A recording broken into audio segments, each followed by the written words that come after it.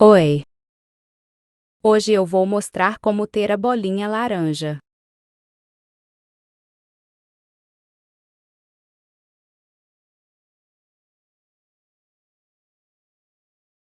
Bom, para fazer isso tem que ter o Play Store. Aqui. Clique nele. Bom, eu baixei o gravador de tela. Então bora. Está.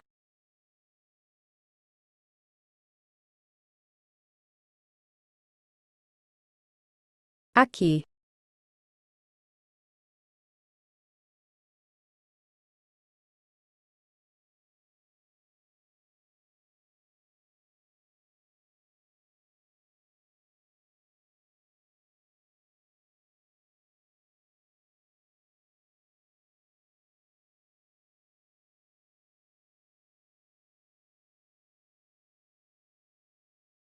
Foi isso, tchau.